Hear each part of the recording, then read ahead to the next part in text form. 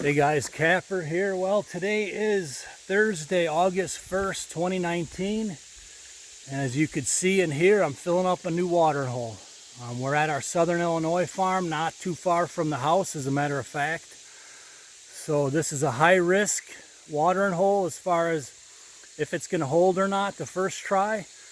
So let's see how this whole project went start to finish and keep our fingers crossed. And this job I'm about to embark on is one of the worst. The worst that I hate, because it's kind of dangerous for me with my hips and back, and also the worst for just my kind of land management. Let me show you what it is. It's handling these big hoses. I'll show you. All right, these big 3-inch hoses. Most of them are 3 or 4 inch, and then a couple are 2.5 inch, but they all connect together. I'm going to attempt to fill this watering hole I just built out in the deep woods. No idea if it's going to work or not, but hauling these things out, they're heavy, they're awkward. You know, I got to trudge them and unroll them through the weeds and crap. So I'll take my time, one roll at a time. Okay, I got the Honda loaded up with all the hoses. I know I got 1 or 2 more hoses out by the rice pond. I'm not looking forward to this job. It's one of them with a much higher probability of failure and a lot of hard work, but I'm gonna do it anyways because I just have to. All right, so the first task was to dig out this exit pipe, and luckily we hadn't damaged it. I need to make a nice gravel pit around here. So it's packed with mud, but of course I didn't bring the T-handle yet to clean it out. But anyways, that goes through the new pond dam. That's the black lever right there, that patch of grass, and then it goes into the new pond. Okay, the next step was ripping this fire hose out of the weeds here. It's been there for a year or more since I filled the rice pond. Then I had my surgery, so I forgot it. So of course it's all tangled in this stuff, so I had to rip it out. But I had it run all the way down here for when I filled the rice pond, which has no rice, but I'm gonna still call it the rice pond because that's what I made it for. Bullfrogs, that's a food source. I knew I had more than this in the pole barn. There's another one. You can just see the blue in there. So it's in 6 feet of this overgrown mess here. That's kind of why I'm out of breath. You know what's really cool? You're out here getting the sun tan, just doing a little bit of light labor, you know, hauling these hoses around. They each weigh like 200 pounds. Yeah, and you got your line almost going to your spot. And you accidentally got turned around. You got 2 male ends here, man. So this next 200 feet has to be flipped all the way around and dragged back here to do it right, man. Ain't that cool? That's extra sun in the pounding sun. That's extra dehydration and sweat. But I could probably lose a couple pounds around the waist anyways. But let's redo this whole stretch that I just did. Right now I'm on the next leg. It's in them thick weeds right there. I pulled up to here and I'll connect on here and keep going. I'm going into them woods right about here. And I'm pretty sure I won't have enough hose to get all the way there, but I'll get close and I'll dig a trench with the excavator the rest of the way.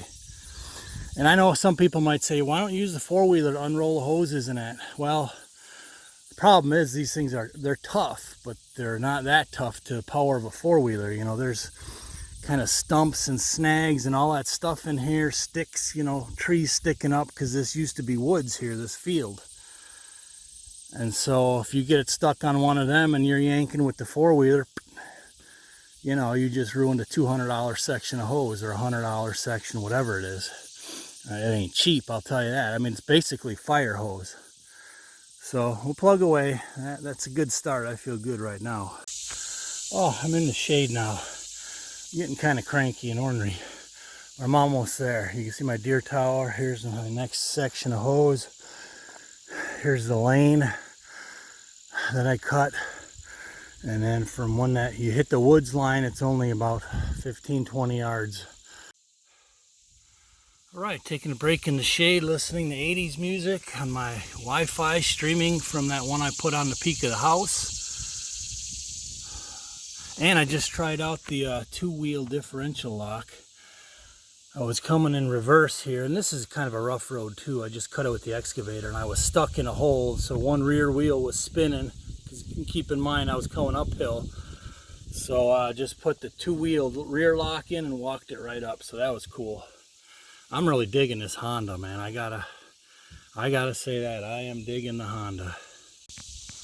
All right, here's the last hose I'm gonna lay down. I do have one more section, but it's 3-inch, and I don't want to bottleneck a bunch of pressure down here, which it will be, especially since this whole run is downhill. So that water is going to follow this road where we're walking.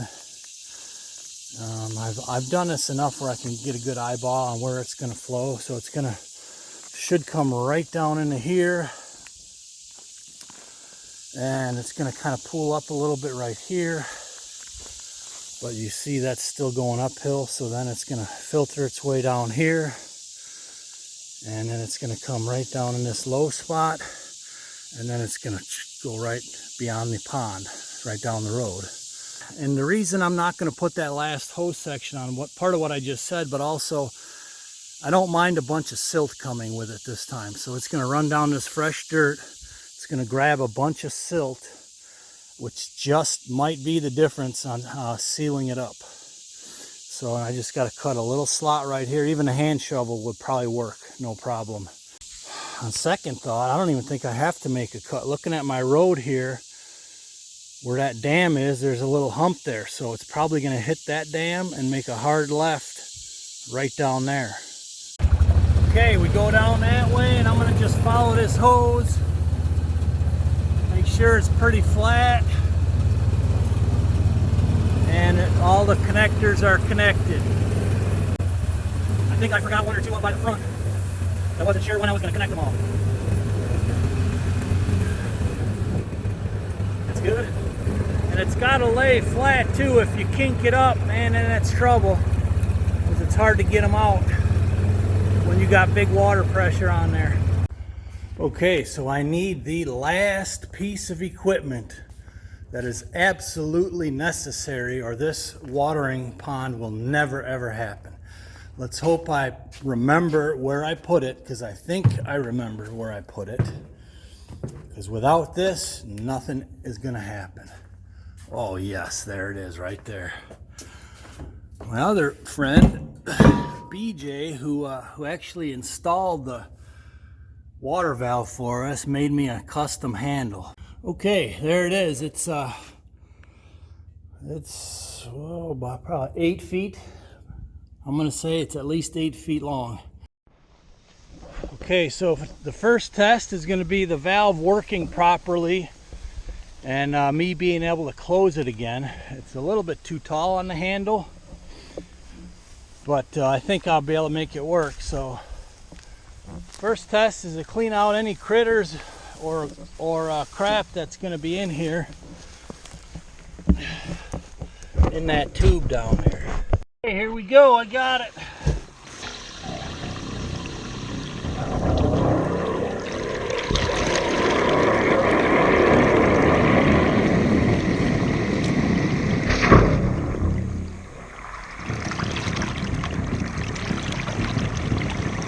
Power she blows.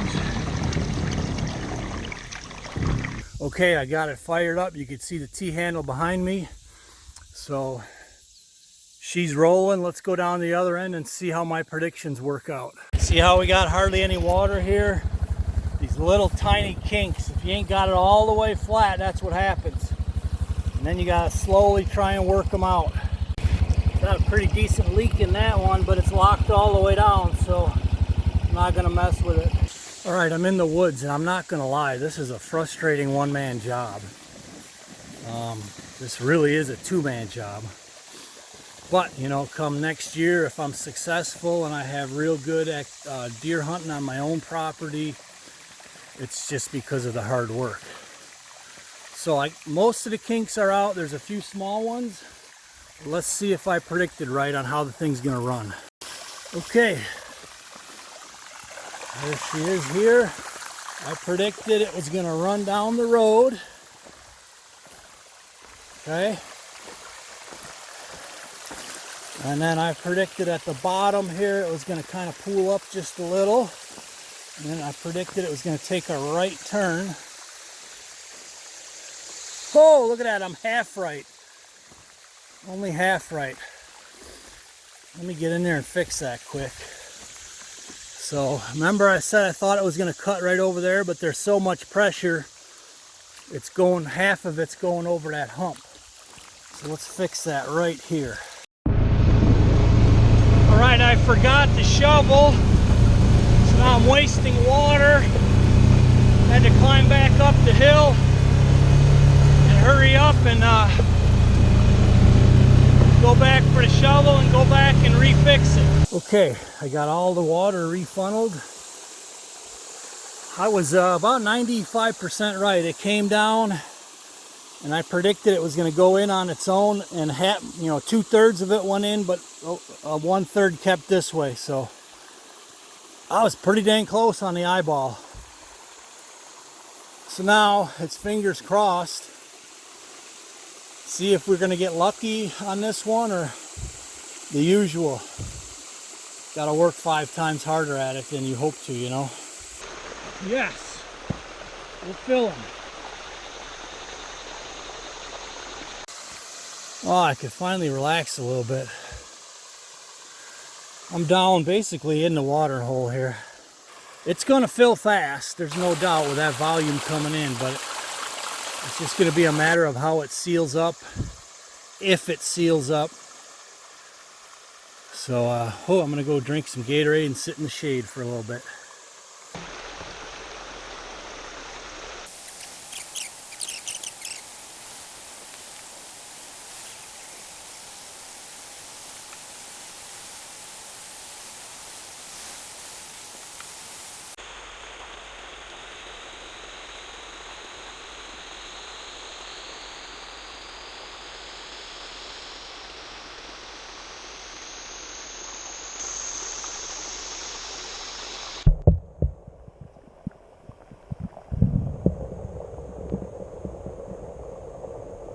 Oh, the GoPro just went under. Just lost it. Oh, crud.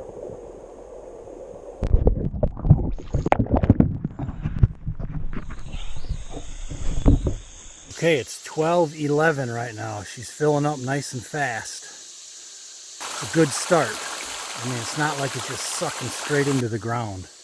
But we all know how this can go.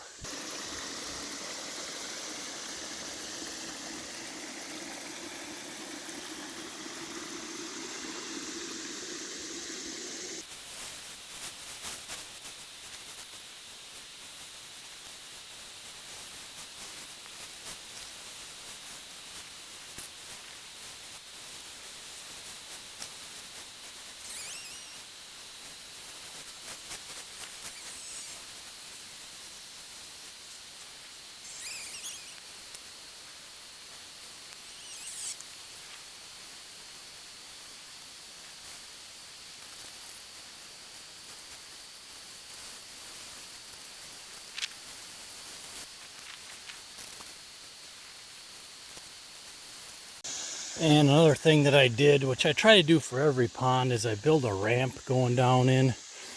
So you can get the machine out, but more importantly for wildlife, you know, so they don't drown, they have a way to get out.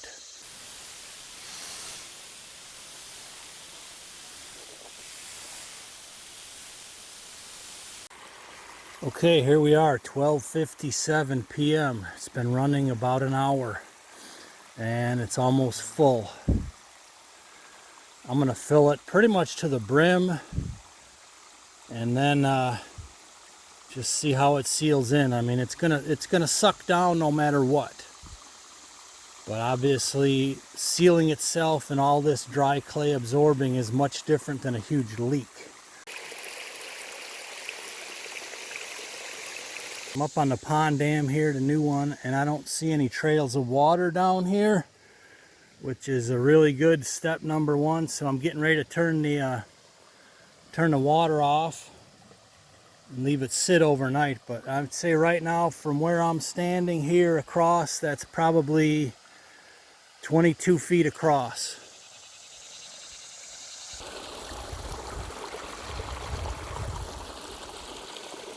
Okay, it's 109 and it's filling pretty much exactly like I figured it would.